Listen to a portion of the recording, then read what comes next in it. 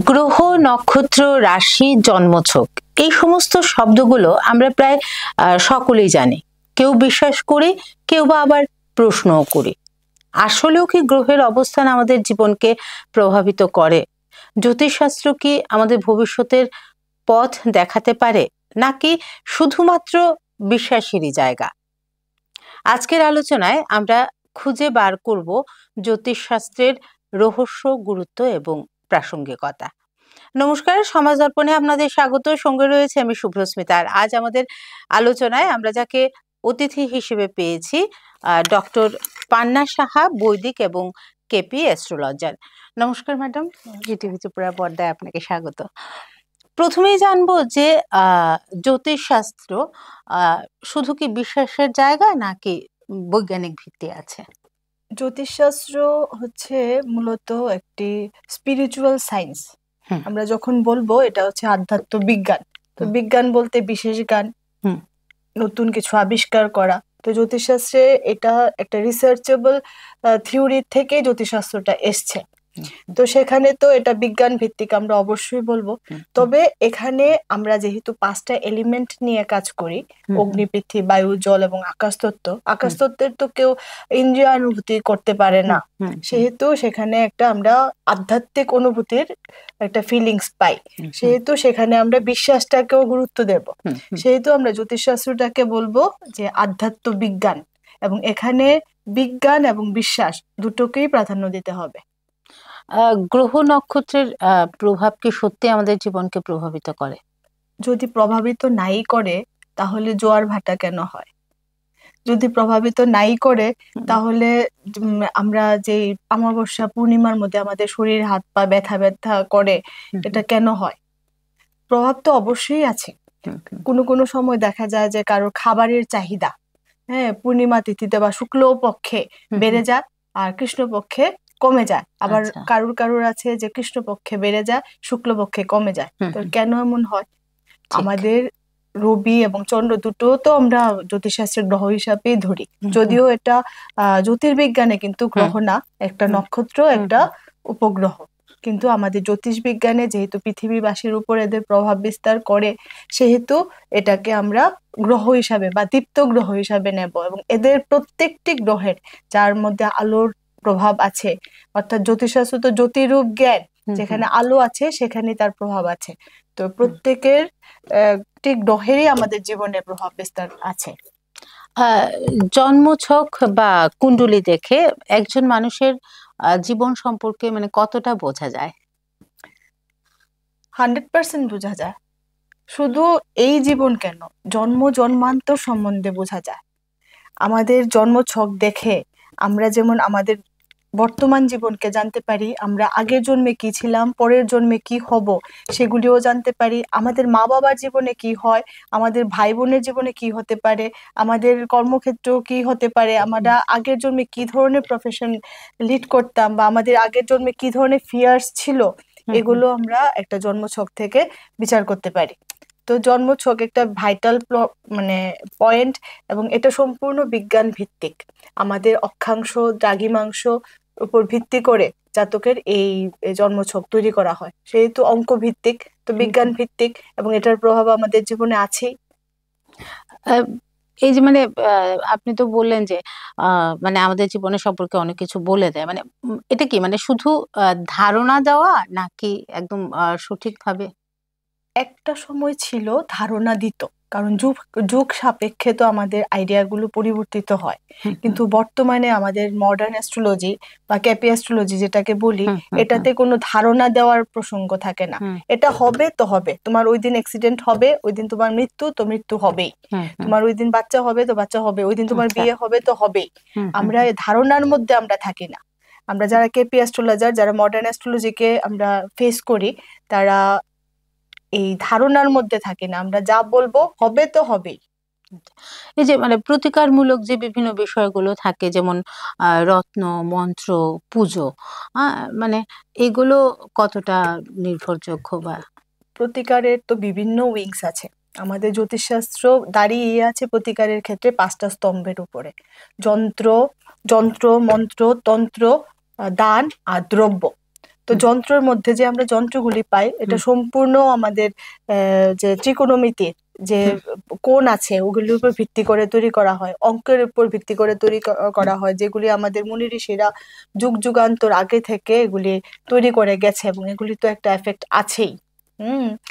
তো প্লাস মন্ত্র, মন্ত্র তো একটা ভাইব্রেশন ক্রিয়েট করে। এই যে আমি তোমার সাথে কথা বলছি, আমার সঙ্গে কথা বলে তোমার যে ফিলিংস আসবে, নিশ্চয়ই আরেকটা লোকের সঙ্গে কথা বলে তোমার ওই ফিলিংস আসবে না।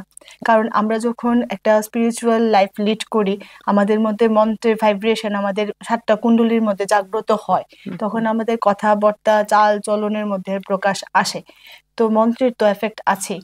এরপরে আছে দ্রব্য, দ্রব্যের মধ্যে পড়ে স্টোন, এগুলো তাবিজ বা বিভিন্ন শিখর, এগুলো পড়ে। যজ্ঞ, যজ্ঞ আমরা বিভিন্ন হবন করি, মন্ত্র উচ্চারণ করি, সেখানে যন্ত্রেরও অ্যাপ্লাই হয়, বিভিন্ন দ্রব্যের অ্যাপ্লাই হয়, সবকিছু মিলিয়ে যে একটা কেমিক্যাল রিয়াকশন তৈরি করে, এটার কিন্তু বিশেষ একটা প্রভাব আছে। এবং তারপরে স্টোন, স্টোনটাও দ্রব্যের মধ্যে পড়ে। সেক্ষেত্রেও এক একটা স্টোনের কিন্তু এক একটা কেমিক্যাল কম্পোজিশন থাকে, এবং ওটা কিন্তু আমরা জানি যে ফিজিক্সের তথ্য অনুযায়ী আমাদের প্রত্যেকটা পদার্থের একটা ক্রিয়া বিক্রিয়া থাকে।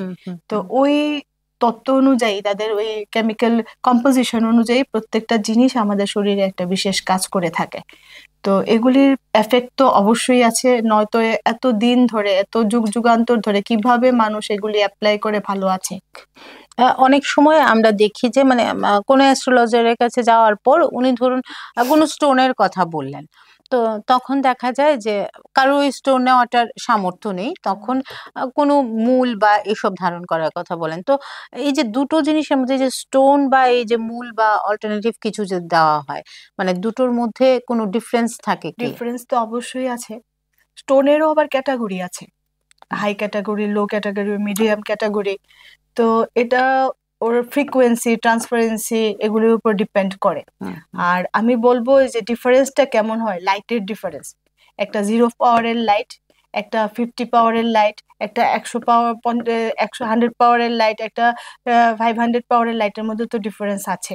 তো ওইগুলির মধ্যে ডিফারেন্সটা এমনই হয়, যাদের সামর্থ্য আছে তারা 500 পাওয়ারের লাইট জ্বালাবে, আর যাদের সামর্থ্য নেই তারা 0 পাওয়ারের লাইট জ্বালিয়ে চলাফেরা করবে। এই যে বিভিন্ন প্রাকৃতিক বিপর্যয় বা বৈশ্বিক বিভিন্ন পরিবর্তন, এই সমস্ত বিষয়ে জ্যোতিষশাস্ত্র কতটা নির্ভুল ব্যাখ্যা দিতে পারে বা আভাস দিতে পারে? আমাদের মান্ডেল জ্যোতিষ তো এই ব্যাপারে যথেষ্ট, মানে এই ব্যাপারটা নিয়েই কাজ করে মান্ডেল জ্যোতিষ। সেখানে আমাদের এই যে বিভিন্ন প্রাকৃতিক দুর্যোগগুলো, বিভিন্ন দুর্ঘটনাগুলো আগে থেকে তাদের মানে ফলাদেশ করা আছে। তো এগুলির এফেক্ট তো আমরা দেখে আসছি। আমাদের নাস্তুদামা যে ভবিষ্যৎবাণী করেছিল, বা আমাদের এখন যারা প্রেডিকশন করছে পরবর্তী সময় কি হবে, বিভিন্ন সময় বিভিন্ন প্রেডিকশন আমরা মিডিয়াতে পাই। তো ওইগুলি তো হয়, এগুলি যে হয় না তা তো না, এটা তো সম্পূর্ণ সূত্র ভিত্তিক, এগুলি তো আমরা অস্বীকার করতে পারি না। এই যে মানে গ্রহের অবস্থান বা গ্রহের প্রভাব কর্ম দ্বারা কি পরিবর্তন করা সম্ভব? একদম করা সম্ভব। আমাদের কর্ম ফলের ভিত্তিতেই আমাদের জন্ম হয়। আমাদের জন্ম ছকে যে লগ্ন থাকে, এটা হচ্ছে আমাদের প্রারব্ধ কর্মের ফলে সেই লগ্ন আসে, এবং ওই লগ্নে যখন আমরা জন্মগ্রহণ করি এবং ওই সময়ে যে প্ল্যানেটারি পজিশন থাকে আকাশে, সেই অনুপাতে আমাদের জীবনের প্রত্যেকটা ঘটনা বিবর্তন ঘটে। তো এগুলো যখন ঘটে তখন আমরা তো অনেক দুঃখ কষ্টে থাকি। তো এগুলি আমাদের বিভিন্ন প্রতিকার প্রতিবিধানের মাধ্যমে সংশোধন করা হয়। এখন একটা নতুন সিস্টেম এসছে, যেটা আগে মুনি ঋষিরা অ্যাপ্লাই করতো, যেটার কোনো মানে সিস্টেমেটিক পন্থা ছিল না, কিন্তু এখন সবকিছুই তো সিস্টেমেটিক হচ্ছে মডার্ন অ্যাস্ট্রোলজিতে। ওটা হচ্ছে পাস্ট লাইফ রিগ্রেশন থিওরি। তো ওটাতে কি করে, মানুষকে তার পূর্বজন্মে নিয়ে যায়, এবং পূর্বজন্মে কি কি ফলের জন্য এই জন্মে সে ভুগছে, বা এই জন্মে কি কি পাপ পুণ্যের জন্য সে একটা বিষয়ে ভুগছে, সেই বিষয়ে তাকে মানে সচেতন করা হয়, এবং সংশোধন করার জন্য বিভিন্ন রেমেডিজ অ্যাপ্লাই করা হয়। এরপরে দেখা যায় যে তার কর্মফল, সেই কর্মবন্ধন থেকে সে নিজেকে মুক্ত করতে পারে। সেই সাপেক্ষে তোমাকে আমি একটা গল্প শোনাচ্ছি। একটা মহিলা 32 বছর বয়সে হঠাৎ তার হাত পা গুলো বেঁকে গেছে, বিভিন্ন জায়গায় ট্রিটমেন্ট করাচ্ছে, কোনো ট্রিটমেন্টে কাজ হচ্ছে না। তারপরে সে কি করলো, একটা যোগা ক্লাসে গেল। ওই যোগা টিচার খুব পাওয়ারফুল, জন্ম জন্মান্তর বলতে পারে। তো ওই যোগা টিচার কি করলো, তাকে তার এত দুঃখ কষ্ট দেখে, এত পেইন দেখে ওনার মনে করুণার উদয় হলো। তো উনি ওর পূর্বজন্মটা দেখলো কি, যখন জুতা প্রথম আবিষ্কার হয়েছিল তখন মানে ও একটা বাচ্চা ছেলে ছিল আচ্ছা আগের জন্মে। আচ্ছা তখন ওই ছেলেটা তার মালিকের বাড়িতে কৃতদাস প্রথা ছিল। তো মালিকের বাড়িতে কাজ করতো, তো মালিকের জুতাটা এনেছে কি পরেছে, দেখে ওর খুব ভালো লেগেছে। তো জুতাটা ও লুকিয়ে নিয়েছে পরার জন্য। পরবর্তী সময় মালিক যখন জুতাটা পেলো না, শৌখিন জিনিস নতুন নতুন বেরিয়েছে জুতা, যখন পেলো না তখন অনেক খোঁজাখুঁজি করার পরে দেখা গেল ও বুঝতে পারলো যে ছেলেটা চুরি করেছে। তখন ছেলেটাকে জিজ্ঞেস করলো, ছেলেটা পরবর্তী সময় জানলো যে হ্যাঁ, সে স্বীকার করলো যে চুরি করেছি। তারপর ছেলেটাকে একটা মানে দরজার লাঠি দিয়ে ছেলেটাকে খুব মারধর করলো, না খাইয়ে একটা ঘরে বন্দি করে রাখলো। এরপরে ছেলেটা এই ব্যথা সহ্য করতে করতে করতে করতে মারা গেল। এবং তার যে অতৃপ্ত আত্মা, যে তাকে অভিশাপ দিয়েছিল মালিকটাকে, সেই মালিকটাই হচ্ছে এই জন্মে সেই মহিলা। সেই মহিলা এই কারণে ওই বছর ওই সময়টা এলে পরেই যতগুলি জন্ম হয় ও পঙ্গু হয়ে যায়, নয়তো অসুস্থ হয়ে যায়, নয়তো হাত পা দুমড়ে মুচড়ে যায়। তো এটা তার কর্মফল ভোগ করতে হচ্ছে। তো এই জন্মে যদি সে এই জায়গাগুলিকে সংশোধন করতে পারে বিভিন্ন ধর্মীয় আচার প্রথার মাধ্যমে বা জ্যোতিষীয় প্রতিকারের মাধ্যমে, তাহলে হয়তোবা সে পরজন্মে এটা থেকে মুক্তি পাবে। আমি বলবো যে মানে এই যে আপনি বললেন যোগা ক্লাসে গিয়ে ওর যার সাথে ওর দেখা হলো, এটাও নিশ্চয়ই ওর কোনো সুকর্মের ফল। হ্যাঁ, নয়তো ও তো প্রারব্ধ থেকে মুক্তির উপায় সে পেল। এটাই বর্তমান সময়ে প্রচন্ড প্রতিযোগিতার সময়। তো এই প্রতিযোগিতার সময় ধরুন কিশোর কিশোরী বা তরুণ প্রজন্মের যারা রয়েছে, জ্যোতিষশাস্ত্র তাদের জন্য কি কোনোভাবে পথপ্রদর্শক হতে পারে? অবশ্যই।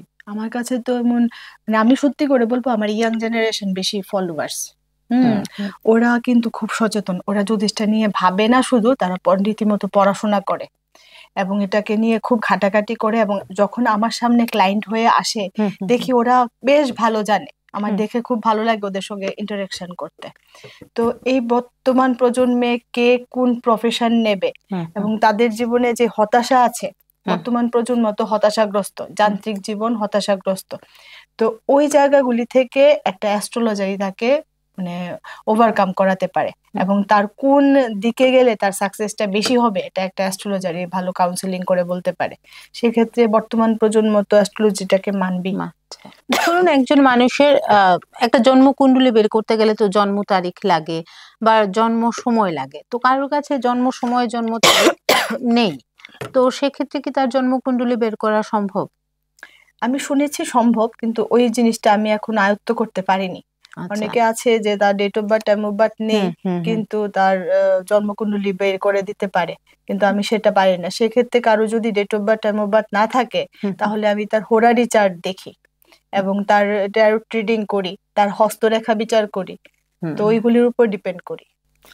একজন মানুষের মানে চেহারা দেখে কি মানে ধরুন তার ভবিষ্যৎ বলা বা তার সম্পর্কে প্রেডিক্ট করা, এগুলো কি সম্ভব হয়? একদম সম্ভব। আমাদের প্রত্যেকটা অঙ্গ প্রত্যঙ্গে একটা গ্রহ বিরাজ করে। যেমন কারোর নাক যে গ্রহটা লিড করে সেটা হচ্ছে মঙ্গল। যে মাঙ্গলিক হবে তার নাকের মধ্যে স্পেশালিটি থাকবে, হয় নাকটা বড় হবে নয়তো নাকটা খুব ছোট হবে। যার বৃহস্পতি ভালো তার কপালটা উঁচা হবে, কপালটা বড় হবে, এখানে বৃহস্পতির প্রভাব। কার শনি ভালো তার ভ্রুগুলো খুব সুন্দর হবে। অনেক সময় দেখা যায় যে জুড়া ভ্রু বলে না, ওই জুড় ভ্রু হয়। কার রবি এবং চন্দ্র ভালো তাহলে তার চোখগুলো খুব সুন্দর হবে। কার শুক্র ভালো তাহলে তার গালগুলো একটু ফুলকো ফুলকো টাইপের হবে, বা খুব শুক্র খুব ভালো তাহলে গালে টোল পড়বে। তো কারোর ইন্টারেস্টিং বেশ। কারোর বুধ ভালো তাহলে ঠোঁটগুলি খুব আকর্ষণীয় হবে। বুধ ভালো না তাহলে তার মানে কথাবার্তার মধ্যে একটু অরুচিকর কথাবার্তা বলবে, গুছিয়ে কথা বলতে পারবে না, আর ঠোঁটগুলি সুন্দর হবে না। হ্যাঁ, কারোর রাহু ভালো তাহলে থোতাটা খুব সুন্দর হবে। দেখা যায় অনেকেরই এই যে থোতার মধ্যে একটা ট্যাপ থাকে, রাহু খুব ভালো। কারোর ঠোঁটের চোকা থাকে, তাহলে ও ধরতে হবে যে সরু থাকে আর কি। রাহুর প্রভাব খুব বেশি। এমনই চেহারার মধ্যে অনেক কিছু আছে, কে বেশি কাজ করতে ভালোবাসে।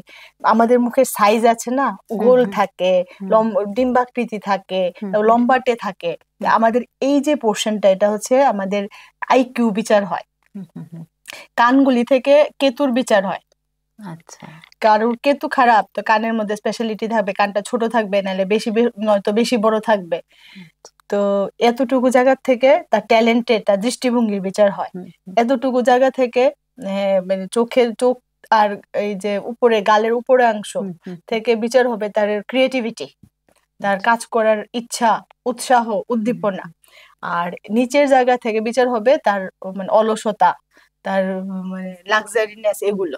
তো যাদের দেখা যায় যে এই জায়গাটা একটু ফুলকো, হ্যাঁ, আর কপালটা উঁচু, তার ধরে নিতে হবে যে তার কেরিয়ার ভালো হবে। যেমন মাধুরী দীক্ষিতের, আচ্ছা, মাধুরী দীক্ষিতের ফেসটা যদি আমরা রিড করি, কেমন ঠিক, মানে এভারগ্রিন এবং এখনো ইন্ডাস্ট্রিতে টিকে আছে। তো এমনই আমরা ফেস দেখে অনেক কিছু বলতে পারি। মানে যারা এরকম সেলিব্রিটি রয়েছেন বা তারকারা যারা রয়েছেন, তারা কতটা মানে অ্যাস্ট্রোলজির উপর নির্ভর করেন? 200% করে। ওরা তো অ্যাস্ট্রোলজার ছাড়া স্টেপই দেয় না। তারকা কি লিডার্সরা, তারপরে সবাই মোটামুটি। এখন তো আমার যে ক্লায়েন্ট আছে না, বললে তুমি মানে অবাক হবে। ডাক্তার, ইঞ্জিনিয়ার, প্রফেসর, এখনো আমি 3জন ডাক্তার দেখে এসেছি। হ্যাঁ, একজন মানে পুরো বলবো না, খুব বড় পোস্টে চাকরি করে পুলিশ ডিপার্টমেন্টের, এখন দেখে এসেছি। একজন জাস্টিসকে দেখেছি দুপুরবেলা। তো তারা যদি বিশ্বাস না করে, আমি দেখি আরো উপর মহলে বা শিক্ষিত মহলে এটাকে বেশি গ্রহণ করে। তবে এটার সাইন্টিফিক দিকটা গ্রহণ করে। এটার সবকিছুরই, সব প্রফেশনারি আমি দেখেছি একটা পজিটিভ সাইড আছে, নেগেটিভ সাইড আছে। এটা ডিপেন্ড করবে কে কোনটা কোন ভাবে নেবে এটার উপরে, আর কার কাছে নেবে। ব্যক্তিগত বৈষম্য তো থাকবেই। আমি একজন অ্যাস্ট্রোলজার, আমি আমার মতো বলবো, আরেকজন আরেকজনের মতো বলবে। ডিপেন্ড করবে কার কোনটা। ডাক্তার তো অনেকেই থাকে, তো সবাইকে এক ডাক্তারের কাছে যায়, বা এক ডাক্তারের পক্ষেও সবাইকে সুস্থ করা সম্ভব না। তো এগুলি তো থাকে। বর্তমান সময়ে আমরা কিন্তু মানে অনেক অ্যাস্ট্রোলজার দেখতে পাচ্ছি, সে সোশ্যাল মিডিয়া বলো বা ইয়ে বলো। তো আমরা কি করে বুঝবো যে মানে কে ভুয়ো, কার কাছে যাওয়া উচিত? বা এটার উত্তর তো আমি বলতে পারবো না, এটা দায়িত্ব আমি নেব না। ভুয়ো বা এটার বিচার করা যে যাবে, সে বুঝে শুনে যাবে। আর যার ছকে বুধ এবং কেতু অশুভ, সে মানে খারাপ, ভুয়ো অ্যাস্ট্রোলজার, ভুয়ো ডাক্তারের সংস্পর্শে যাবেই, ভুল ট্রিটমেন্ট হবেই তার। তো জন্ম ছকে প্রথমেই দেখতে হবে যে বুধ এবং কেতু ঠিক পজিশনে আছে কিনা। আর যদি না থাকে, তাহলে তাকে যেই ডাক্তারের কাছে, ভালো ডাক্তারের কাছে গেলেও তাকে ঠকতে হবে। মানে এটাই কথা। তো এখন আমরা সাধারণ মানুষ তো আর বুঝবো না যে আমাদের বুধ শুক্র খারাপ কিনা, তো আমাদের ঠকে ঠকেই মানে ঠিক পথে যেতে হবে হয়তো। তো এই যে আধুনিক প্রযুক্তি বা কৃত্রিম বুদ্ধিমত্তা, এগুলো কি কোনোভাবে জ্যোতিষশাস্ত্রকে প্রভাবিত করছে? অবশ্যই করছে। এআই, এখন তো বাচ্চারা আমার কাছে যে আসে, ছেলে মেয়েগুলো, ওরা তো আগে থেকে ভাগ্য জেনে টেনে আসে, বুঝে টুজে আছে কোন কোন ঘরে কোন প্ল্যানেট আছে, এটা কোন নক্ষত্রে আছে, কোথায় থেকে জানে। ওরা জানে কোথা থেকে, এআই থেকে জানে, আধুনিক প্রযুক্তি থেকে জানে। কিন্তু আমি বলবো, এটা আমার অভিজ্ঞতা, রান্না তো একটা রোবটও রান্না করতে পারে, কিন্তু মায়ের হাতের রান্নার টেস্টই আলাদা। ঠিক আছে না? তো এটা হচ্ছে গুরুমুখী বিদ্যা, জ্যোতিষটা। আর এটা যখন একটা হিউম্যান দিয়ে কাজ করবে, তাহলে এটার এফেক্টই আলাদা থাকবে। আপনি তো একজন অ্যাস্ট্রোলজার, তো যখন বন্ধু বান্ধব বা পরিবার পরিজন কোনো অনুষ্ঠানে গেলেন, তখন তো মানে সবাই নিশ্চয়ই বলে যে আমার হাতটা একটু দেখে দিন না। আমারও ইচ্ছে করছে বলতে আপনাকে। তো তখন আপনার মানে কেমন লাগে বা আপনি কি করেন তখন? নিজেকে সেলিব্রিটি সেলিব্রিটি মনে হয়। এখন তো আমার একটা পজিশনই সেলিব্রিটি হয়ে গেছে, শুধু মানে আত্মীয় বন্ধু বান্ধব মহলে না, অ্যাস্ট্রোলজারদের সেলিব্রিটিও আমি। কিছুদিন আগে বাইরে বহিরাজ্যে একটা অ্যাস্ট্রোলজি কনফারেন্স ছিল, ওখানে গেছি। ওখানে তো আমাকে ওদের সেলিব্রিটি হিসাবে ট্রিট করেছে। তো এটা আমার জন্য বিশেষ পাওনা। ঠিক। ট্রফি পাওয়া, উপাধি পাওয়া এটা আমার জন্য খুব নর্মাল, কিন্তু কারোর কাছ থেকে ভালোবাসা পাওয়া, গুরুত্ব পাওয়া, এটা পূর্বজন্মের স্বীকৃতি ছাড়া সম্ভব না। বৈদিক জ্যোতিষশাস্ত্র, পাশ্চাত্য জ্যোতিষশাস্ত্র এবং নিউমোলজি, কোনটা এক একটা তো এক এক ভাবে কাজ করে, তো কোনটা বেশি নির্ভরযোগ্য? সবগুলোই নির্ভরযোগ্য, সবগুলোই রিসার্চ ওয়ার্ক। বৈদিক যারা করেছে তারাও রিসার্চ ওয়ার্ক করেছে, পাশ্চাত্য যারা করছে তারাও রিসার্চ ওয়ার্ক করেছে। পাশ্চাত্যের সিস্টেমের মধ্যেই নিউমোলজিটা আছে, হ্যাঁ আসে। তো প্রত্যেকের রিসার্চ ওয়ার্ক, এটা নিয়ে রিসার্চ চলছে এবং এটা এভাবেই চলে যাবে এবং প্রত্যেকটাই কাজ করে, প্রত্যেকের সিস্টেমে কাজ করে। আপনি তো একজন বাস্তু বিশেষজ্ঞ। হ্যাঁ। তো এই যে মানে অনেকে বর্তমান সময়ে আমরা দেখেছি আমাদের কেউ কোনো বাড়িতে ভাড়া থাকছে বা খুব ছোট ফ্ল্যাটে আমাদের থাকতে হচ্ছে, তো সেই ক্ষেত্রে কিভাবে আমরা বাস্তুটা মেনে চলবো? বাস্তু আমার নিজের বাড়িতে থাকবো আমার উপরে এফেক্ট করবে, আর ভাড়া বাড়িতে থাকবো এফেক্ট করবে না, বা ভাড়া বাড়িতে এফেক্ট করবে নিজের বাড়িতে এফেক্ট করবে না, এমন কোনো কথা বলে বাস্তু হয় না। বাস্তু হচ্ছে আমাদের পঞ্চেন্দ্রিয় এবং পঞ্চতত্ত্বের ক্রিয়া বিক্রিয়ার সমাহার, ঠিক আছে? আমাদের শরীরে যদি আমার ভাড়া বাড়িতে থেকে একটা মশা কামড় দেয়, তাহলে যদি ব্যথা হয়, তাহলে আমার নিজের বাড়িতে থেকেও মশা কামড় দিলে ব্যথা হবে, ঠিক আছে না? তো সেক্ষেত্রে আমি বলবো যে আমরা যেখানেই থাকবো আমরা বাস্তু কম্পাস মানে ইউজ করব, এবং সেই সাপেক্ষে বাস্তু শক্তি চক্র বর্ধন চক্র আছে, শক্তিবর্ধক যন্ত্র, তো ওটা অ্যাপ্লাই করে কোন জায়গায় কোন জিনিসটা প্লেস করব সেই ব্যাপারটা মেনে চলবো, তাহলে আমরা সব জায়গায় ছোট হোক বা বড় হোক, আমাদের যেমন চক্র করে 360 ডিগ্রি তো ছোট করতে পারি আবার বড় করতে পারি, ওটার উপরে আমরা 360 ডিগ্রি ভাগ করব। এটা ছোট রুমেও হতে পারে, বড় রুমেও হতে পারে। তো ওইভাবে ভাগ করে এদের ভাগের মধ্যে যার যেই অংশে যেই জিনিসটা আছে ওই অনুপাতে যদি আমরা জিনিসগুলি প্ল্যান্ট করি, তাহলে আমাদের মানে বাস্তুজনিত যে সমস্যাগুলি ওগুলি থেকে আমাদের নিজেকে অনেকটা রক্ষা করতে পারবো। অন্যদিকে আমাদের যেমন ছোট বাড়িতে আগে একটা সময় ছিল মানুষের বিশাল বড় বড় বাড়ি, ঘর একখানে টয়লেট আরেকখানে, মানে 5 মিনিট হেঁটে টয়লেটে যেতে হতো, এখন তো সব অ্যাটাচড থাকে। সেক্ষেত্রে এগুলি মানে মেরামত করার মতো বাস্তু কিছু টিপস আছে, বাস্তু কিছু রেমেডিয়াল মেজারমেন্ট আছে, এটা বাস্তু বিশেষজ্ঞ যারা তাদের সঙ্গে কথা বলতে পারে। না, অনেক সময় আমরা যেটা শুনি যে মানে বাস্তু অনুযায়ী আমাদের শোবার ঘর ওইদিকে হওয়া উচিত, রান্নাঘর ওইদিকে হওয়া উচিত, এমন একটা ব্যাপার এটা থাকে। ডিপেন্ড করে ছক। এখানে বাস্তু অ্যাস্ট্রোলজি অ্যাস্ট্রোবাস্তুটাকে প্রাধান্য দিতে হবে। খালি বললাম নেটে দেখেছি এখানে শোবার ঘর হবে, এখানে রান্নার ঘর হবে, কিন্তু দেখা গেল যে শোবার ঘরে পড়েছে আমার দ্বাদশ ভাব। তো দ্বাদশ ভাব যদি আমার শোবার ঘরে পড়ে বা অষ্টম ভাব পড়ে, তাহলে তো এই ঘরে যদি ঘুমাই তাহলে তো আমার অসুস্থতা আসবেই, আমার ব্যয় হবেই। তো এইগুলি খালি বাস্তুর এমন করে দেখলে হবে, পাঞ্চ করে কাজ করতে হবে। হাতের একটা আঙ্গুল বন্ধ করলে তো আর মুঠ হয় না, 5টা তত্ত্ব, 5টা জিনিস, 5টা লাইন একসঙ্গে করে কাজ করতে হবে। আজকে পান্না সাহা অ্যাস্ট্রোলজার, খালি অ্যাস্ট্রোলজি নিয়ে পড়লেই আমার হতো না। আমার ব্যাকগ্রাউন্ড হচ্ছে বাংলা এমএ, যার কারণে আমি ভালো কথা বলতে পারি, ঠিক আছে?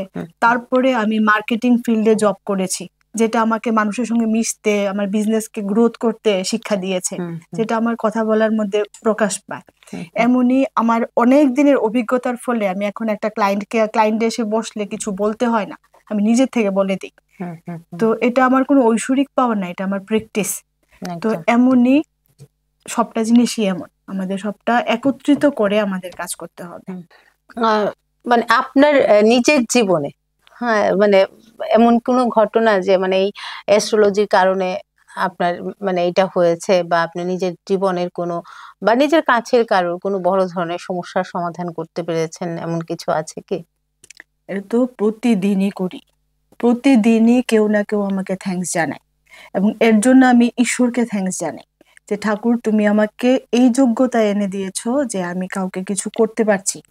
সকালবেলা ঘুম থেকে উঠা থেকে শুরু করে রাত্রেবেলা ঘুমানো পর্যন্ত আমার প্রতিটা ফোনে থ্যাঙ্কস এই শব্দটা আমি রিটার্ন পাই, আর এই থ্যাঙ্কসটা আমি রিটার্ন করি ঈশ্বরকে। তো এটা আমার পরম প্রাপ্তি, এর জন্য আমি ঈশ্বরকে ধন্যবাদ জানাই। আর আমার প্রতিটি মানে শ্বাসে শ্বাসে, সবাই জানে পান্না শাহ অ্যাস্ট্রোলজিকে কেমন ভালোবাসে। আমার প্রতিটি শ্বাসে শ্বাসে অ্যাস্ট্রোলজি আছে, প্রতিটি পদে পদে আমি অ্যাস্ট্রোলজিকে খুঁজি, আমি অ্যাস্ট্রোলজিকে ভালোবাসি। আসল কথা মানে আমি কিন্তু পেশা করতে অ্যাস্ট্রোলজি আসেনি, আমার নেশাটা পেশায় পরিণত হয়েছে। আমার মনে হয় ওই যে ভালোবাসাটা আছে বলেই হয়তো আপনি ওই জায়গাটা দখল করতে পেরেছেন। কারণ শুধুমাত্র কাজ করার জন্য কাজ করলে তো আর ওই জায়গাটা আমরা দখল করতে পারি না। সেই অ্যাচিভ করতে পারি না। একদম।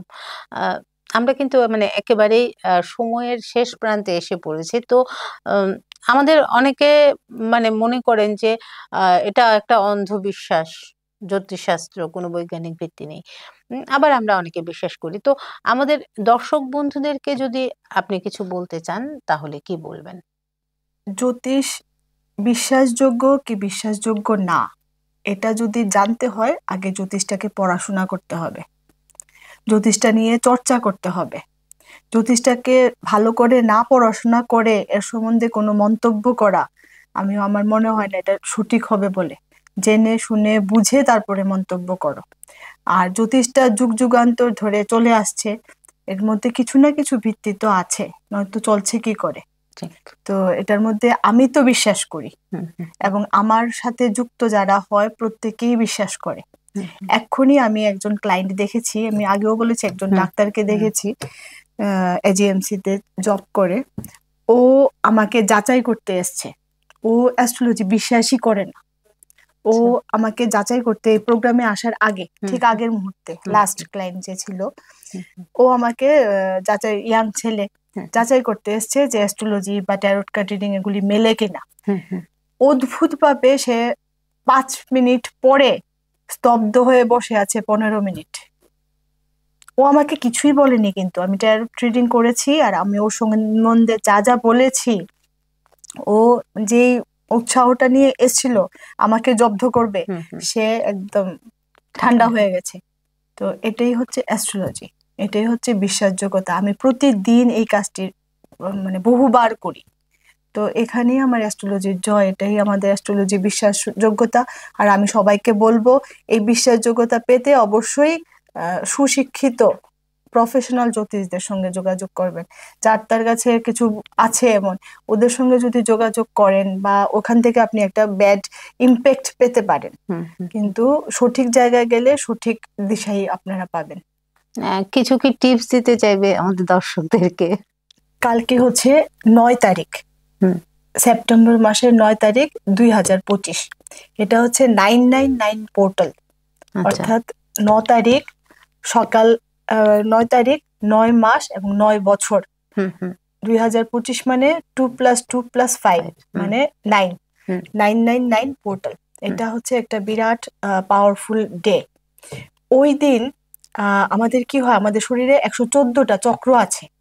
তো আমরা সাধারণত 7টা চক্র নিয়েই ভাবি, বাকি চক্রগুলি সম্বন্ধে আমরা খোঁজ খবর রাখি না। তো আমরা এই চক্রগুলোকে জাগ্রত করতে আমরা দেখি যে 108 বার একটা মন্ত্র চ্যান্ট করতে বলি যে কোনো ক্লায়েন্টকে। তো এই 108 হচ্ছে 1+8, 1+0+8 মানে 9, 9 মানে মঙ্গল, মঙ্গল মানে এনার্জি, মঙ্গল মানে পাওয়ার। সেই পাওয়ারের দিন হচ্ছে কালকে 999। হ্যাঁ, তো ওই 999 পোর্টালে সকাল 9টা 9 মিনিটে কেউ যদি একটা প্রদীপ জ্বালিয়ে এর মধ্যে লং, এলাচি, দারচিনি দিয়ে কোনো একটা উইশ চায় ঈশ্বরের কাছে, তাহলে অবশ্যই কর্পূর দিবে, কর্পূর, লং, এলাচি, দারচিনি আর গোলমরিচ। এই 5টা জিনিস দিয়ে যদি কোনো উইশ চায় তাহলে অবশ্যই তার সেই উইশটা পূর্ণ হবে। সকাল 9টা 9 মিনিট, 9 তারিখ 9 মাস 2025। আমরা কিন্তু একেবারে মানে দারুণ একটা টিপস পেয়ে গেলাম। আমাদের যার যা মনের ইচ্ছে আছে, ম্যাডামের টিপস অনুযায়ী কিন্তু আমরা আগামীকাল আমাদের মনের ইচ্ছে পূরণ করতে পারি। তাহলে অবশ্যই কালকে আমরা চেষ্টা করব যে আমরা যেন আমাদের মানে উইশ যা যা রয়েছে সেটা যেন পূরণ করার জন্য এই কাজটা করব। আমরা একেবারেই মানে আলোচনার শেষ প্রান্তে, আমাদের সময় একেবারেই শেষ। তবে আজকের আলোচনায় যেটা আমাদের সামনে উঠে আসলো যে উম, কর্ম এবং বিশ্বাস দুটোকে মিলিয়ে যদি আমরা জীবনে চলতে পারি তবেই আমাদের জীবন সুন্দর হবে। আজকের মতো সমাজ দর্পণ এই পর্যন্তই। ধন্যবাদ জানাচ্ছি আপনাকে, আমাদের আমন্ত্রণে সাড়া দিয়ে এসেছেন। নানা রঙের অনুষ্ঠানের জন্য চোখ রাখবেন বিটিভি ত্রিপুরার পর্দায়। আগামী পর্বে দেখা হবে আবারও কোনো নতুন ব্যক্তিত্বের সাথে, নতুন কোনো আলোচনায়। ততক্ষণ পর্যন্ত ভালো থাকবেন, সুস্থ থাকবেন। নমস্কার।